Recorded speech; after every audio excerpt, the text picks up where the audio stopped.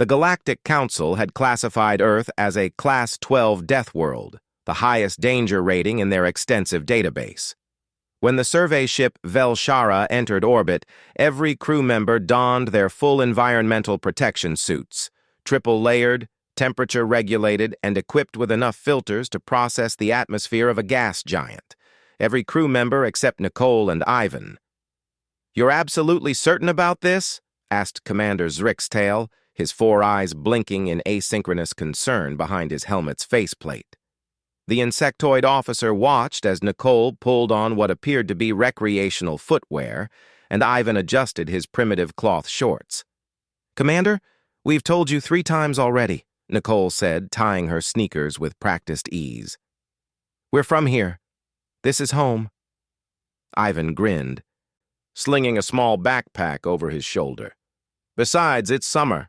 Perfect weather for a hike." The landing party descended through Earth's atmosphere, and the alien crew's biometric readings immediately spiked.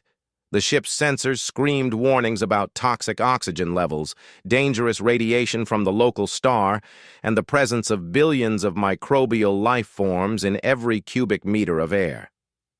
"How do you tolerate this nightmare?" wheezed Latincora, a crystalline being whose suit displayed dangerously elevated stress readings. "The atmospheric pressure alone should crush your fragile carbon-based structures." Nicole stretched her arms above her head, breathing deeply. "You call it atmospheric pressure. We call it sea level."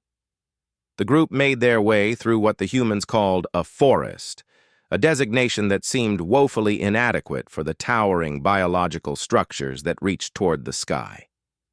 Every plant was essentially a chemical warfare factory, producing toxins to deter predators. The very air was thick with pollen, spores, and organic compounds. "Contact!" Ensign Plixir shouted, his scanner identifying a large predator approaching through the underbrush. The creature emerged, approximately 50 kilograms of muscle, teeth, and predatory instinct. The aliens raised their weapons. "Whoa! Hold on!" Ivan stepped forward, positioning himself between the guns and the animal. "That's just a dog. Hey, buddy, where's your owner?" The apex predator wagged its tail and approached Ivan, who scratched it behind the ears. A moment later, another human appeared on the trail, jogging in even less clothing than Ivan and Nicole wore. "Sorry about that," the jogger called. "Duke, come here, boy." After the jogger and dog disappeared down the trail, Commander Zrixtal's translator struggled to process his emotional state. That creature, it could have easily killed him. And he was running. For recreation. "Yeah, it's called exercise," Nicole said. "Helps keep us healthy." "Your idea of health maintenance is to stress your cardiovascular system to near failure in a toxic environment filled with predators?" "Pretty much." As they continued deeper into the forest, the aliens encountered horror after horror.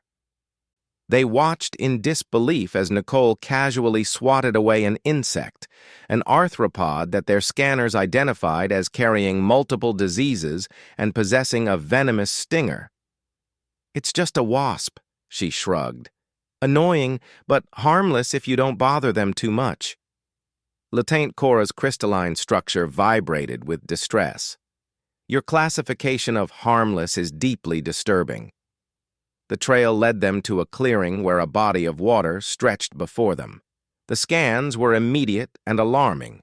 The lake contained countless microorganisms, parasites, and enough dissolved minerals to be classified as a chemical hazard. Ivan was already removing his shirt. "Man! Perfect day for a swim!" "Swim?"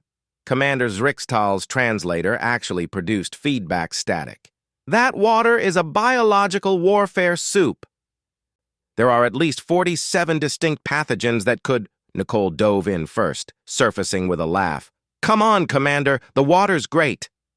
Ivan cannonballed in beside her, sending up a splash that caused 3 aliens to activate their suits' emergency decontamination protocols. For the next hour, the landing party watched in a mixture of awe and terror as the 2 humans engaged in what they called fun.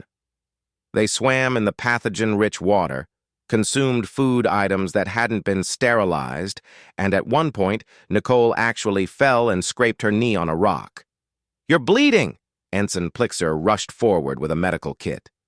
"We need to establish a sterile field immediately. The infection risk in this environment is—" "It's fine," Nicole said, rinsing the scrape with lake water, and wrapping it with a simple cloth bandage from Ivan's backpack.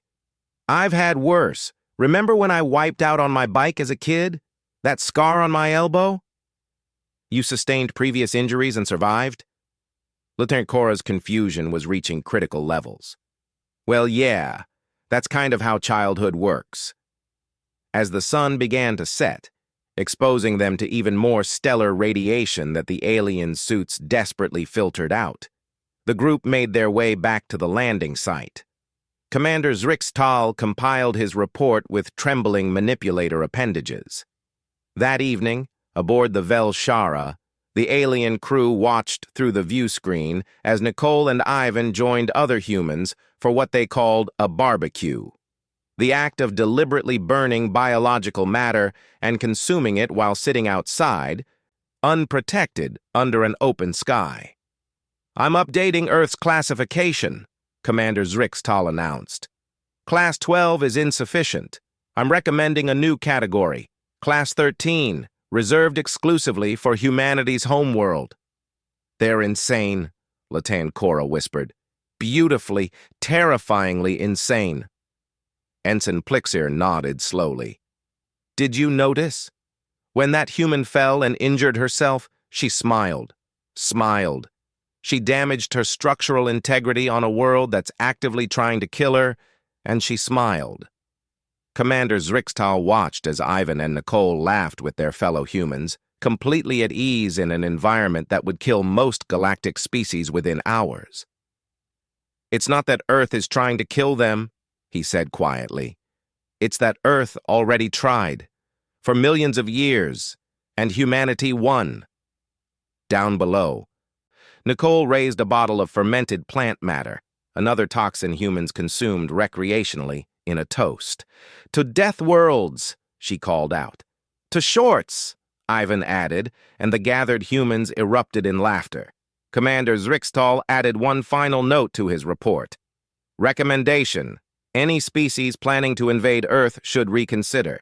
Any species that can survive their own homeworld while wearing shorts should not be underestimated."